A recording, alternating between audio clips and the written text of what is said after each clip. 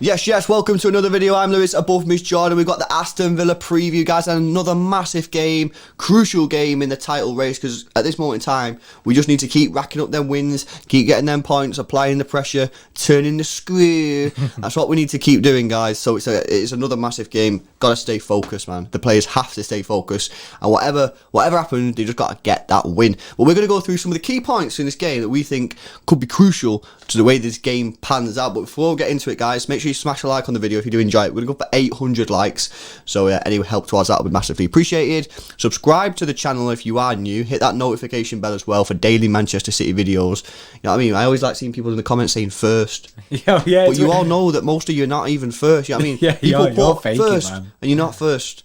There's always one guy. There's only one person who can be first, man. So notification bell, and you could be that guy. Right, Ray, get into it. What we're talking about? What are the first point that we're talking about? Yeah, first up is right back, and it's just on the basis that we changed this spot last game.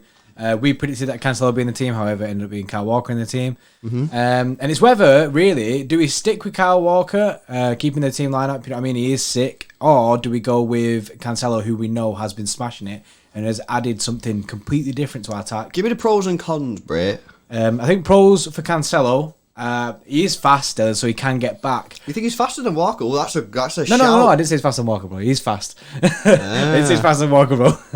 He's fast, so he can get back. However, he had so much going forward. He's one of our most creative players. And I think in the game, and despite us winning 4-0 in the game against Crystal Palace, there was a time when it was 1-0 up, and I was thinking, times like this, where they're kind of sat back, Cancelo would be great, because he kind of comes into that centre mid role and then like pings passes left and right. Yeah. So it's a weird role for right back to have, but that's his pros. Cons are defensively not very good, so Villa could murk us. However, you know what I mean? He's still. You don't think he's very good defensively, bro? Nah, attacking, bro. He's more of an attacking right back, and then defensively he isn't as good. That's the hit that you take.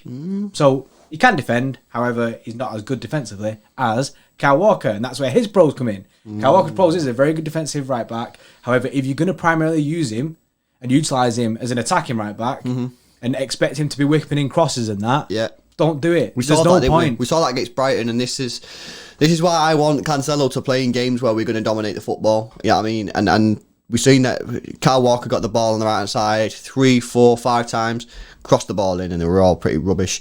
Yeah. And that's not his fault. You know what I mean? He shouldn't be asked to do that because he's not an attacking fullback. So, yeah, an interesting one there. Depends how you expect the game to go. If you think that Villa are going to be a little bit brave and get on the ball, then maybe you can stick with Walker. But if you think they're just going to batten down the hatches, which I don't personally think they're going to, I think they're going to try and be a little bit brave and try and play, you know what I mean? Because as well, with them obviously not playing for so long, you know, to just come in and just sit there for 90 minutes. Nah. It's difficult. Can't You know, expect concentration, fitness. You know what I mean?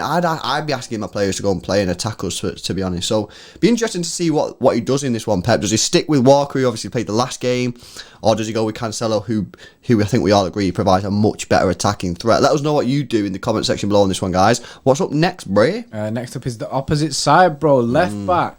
So Zinchenko's held it down a bit recently. Yeah. He's been decent.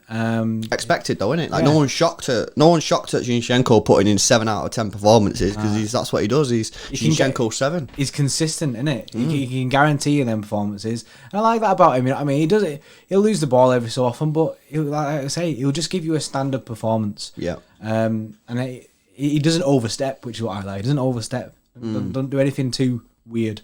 But then there's the other side of it, Mendy, who is a very good attacking fullback when he's fit on his day. We have seen glimpses of him coming back, but we've not seen it. And he's not really played a lot. And he's still got, like he's got until the end of the season to prove himself to be able to have this place in this Manchester City team. So we do need to get him back in at some point. Yeah. This is a good opportunity to get him back in. Zinchenko's played a lot of games recently, so I think it's time to give Zinchenko a rest, and we can throw Mendy in. You know what, as well, if you just stick with Walker as well, that could be a case to play Mendy, you know what I mean? Because then you're getting a little bit more protection for John Stones and Diaz, although you could argue they don't need any protection at this moment in time. This is smashing it. But I just think that whichever side of the fence you sit on with Mendy, whether you're like, oh, Mendy's done. You know, there are people out there now who are like, nah, he's done, get rid of him now, they're not asked. And then there's people who are like, oh, no, let's give him one last chance. Let's see what he does to the end of the season. You know what I mean? Whichever side of the fence you're on, I think you do actually still need to play Mendy in a few games, because even if you want Mendy gone, you need to play him so that someone will actually take him off your hands. Because if he's not playing football, then, you know, with his injury record, I don't think anyone's going to take him. You know what I mean? Put him in the shop window. So you need to put him in the shop window. If you want rid, you're going to have to put him in the shop window so someone takes a risk on him. You know what I mean? If you don't, I don't see any club really in the right mind paying money to take him. So I'd give him a run out here. I thought he was doing all right before his little absence. I thought he was doing okay. Not mint, but not shy. He was just standard Mendy performance. And yeah, if things get a little bit tricky in the game, he can provide...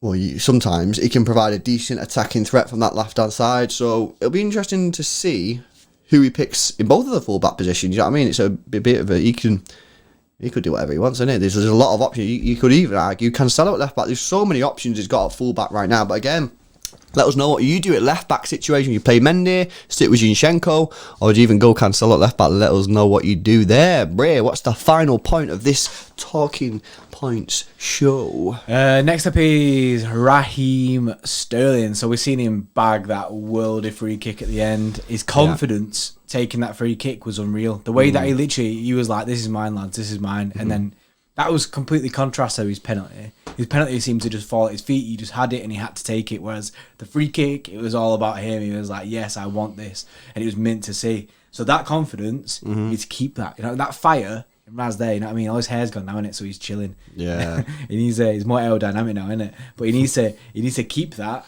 and he needs to push forward with it. So I think we keep him in the team, and we just keep playing him now. Like that goal would have done the world of good. I think I might have said this in the review, or I don't know. But I thought even without the goal, I thought his performance was a little bit better against... it was. Was it Brighton who we played? No, it wasn't. No, Palace. Palace, yeah. I thought his performance was a lot better against Palace than it had been in the last couple of games. Not fully at best Sterling form, but I think it was a little bit better. I think he looks a lot more dangerous on the right-hand side. And I've said this in the past, right? When Sterling's on top form, have him on the left-hand side, because he cuts in and gets you goals. But when he's not on form and his confidence might have taken a little bit of a knock, I get him on the right-hand side because he doesn't have to provide goals, because obviously he's on the right, he's not going to cut you with his left, but he provides the crosses and he can win your pens and stuff. So for me at this moment in time, if you're going to play him, I'd play him on the right-hand side, and I would keep him in the team. I think he did all right against Palace, and obviously scored a good free kick. That should do him a world of good for confidence-wise, and it's a little bit different. You know, he's a bit different, isn't he? I mean, Mahrez, Bernardo, similar type of players, a bit slow. You know, Sterling, you know, when he's on it, he's very fast and he's darting around the pitch. So I'd keep him on there, man. I'd keep him on there. I completely agree. Right, starting 11, Bray, let's go for it.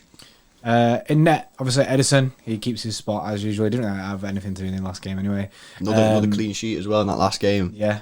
Cancelo, we've gone with right back. Yeah. However, you know, I'm not too fussed. I mean, if it comes to it and Walker is playing, I'm not too fussed. I do think they are both competent right backs. So, but we've gone Cancelo anyway. Stones and Diaz, obviously, do you know what I mean? The gods themselves has to stay in the centre back positions. And then we've gone for Mendy at left back. Just to see him come into the team again, potentially gain some form, a bit of consistency from him, and see if... And also just give Zinchenko a little bit of a rest as well, because obviously Zinchenko at the moment, for me, is our first choice left back right now. I'd be playing him in the big games, but you know, you don't want to wear him out, so I'd just be careful. And I'd probably play him in this game. So yeah, that sums up our defence. Midfield, we've gone back for Rodri, you know what I mean? I'm not a massive fan of Rodri. No, I'm not massive. That's worded wrong, you know what I mean? Is that harsh? I worded that incorrectly. I am a fan of Rodri. I'm yet to be proven that he has a long-term future at this football club. That's my position on it.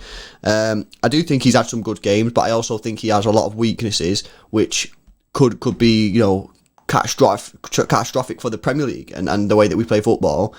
However, I'm still on the fence really. And whilst I'm pro Fernandinho at this moment in time, Fernandinho is obviously getting on a bit, you know what I mean? He's got to be rested. So I like Rodri coming back in for this game, no problems there. Gundogan obviously stays in, as does Kevin De Bruyne in the midfield.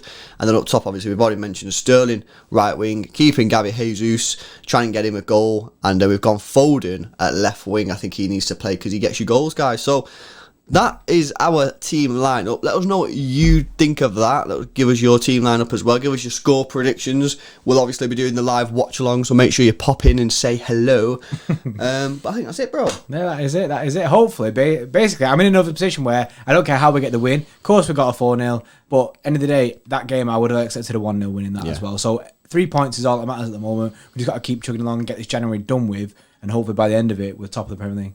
That's it, guys. So hope you've enjoyed it. Smash a like on the video if you have. Subscribe to the channel if you're new. And we'll see you in the next one.